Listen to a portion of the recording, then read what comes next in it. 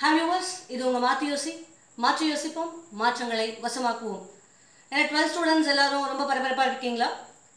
நீங்க ஆவலோடு எதிர்பார்த்த உங்களுடைய தேர்வுகள் இதோ வந்தாச்சு. மார்ச் 1 நாளைக்கு எல்லாரும் புக்கும் கைமா இருப்பீங்க.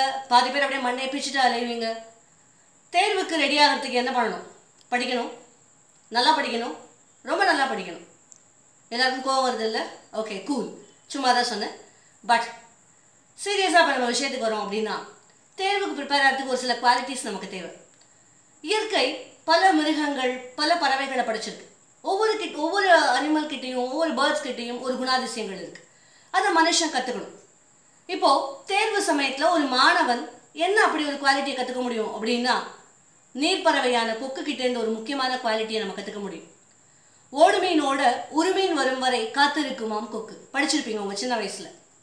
கொக்குடைய நேச்சர் என்ன அப்படின்னா ஒத்த காலில் வெயிட் பண்ணும், தண்ணியில் நிற்கும். அது தண்ணி அப்படியே வேகமாக ஃப்ளோ ஆகிட்டே இருக்கும். அப்போ நிறைய குட்டி குட்டி மீன்கள் துள்ளி விளையாடிட்டே போகும். ஆனால் கொக்கு அந்த எந்த சின்ன மீனையுமே பிடிக்காது. எவ்வளவு நேரமானாலும் சரி பெரிய மீன் வர வரைக்கும் காத்திருந்து அதை தான் கொக்கு பிடிக்கும். இதுக்கு சொல்லணும் அப்படின்னா ஃபோக்கஸ் அப்படின்னு சொல்லலாம். கொக்குக்கு அந்த ஃபோக்கஸ் இருக்குது. எவ்வளோ டிஸ்ட்ராக்ஷன்ஸ் இருந்தாலும் தன்னுடைய நோக்கம் என்னவோ அது வர வரைக்கும் காத்திருந்து அதை பிடிக்கிறது தான் கொக்கினுடைய குணம்.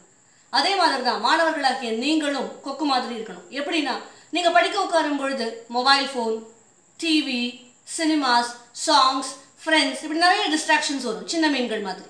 இந்த டிஸ்ட்ராக்ஷன்ஸில் எல்லாம் மாட்டிக்காமல் உங்களுடைய கோல், ஆம்பிஷன் அப்படிங்கிற பெரிய மீன் உங்களுக்கு கிடைக்கிற வரைக்கும் நீங்கள் ஃபோக்கஸ்டாக இருக்கணும், ஃபோக்கஸ்டாக படிக்கணும்.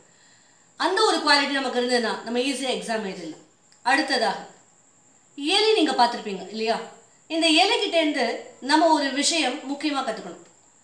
தேர்வு எல்லாருமே நல்லா படிப்போம், எக்ஸாம் ஹாலுக்குள்ளேயும் போயிடுவோம். ஆனால் ஒரு பதட்டம் நம்மளை பிடிச்சிக்கும்.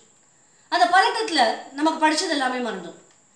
இப்போது இதை எலியோடு நான் ஏன் ரிலேட் பண்ணுறேன் அப்படிங்கிறத உங்களுக்கு சொல்கிறேன்.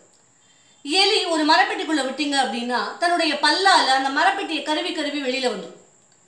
ஆனால் அதே எலியை நம்ம எலிப்பொறி வச்சு தான் பிடிக்கிறோம்.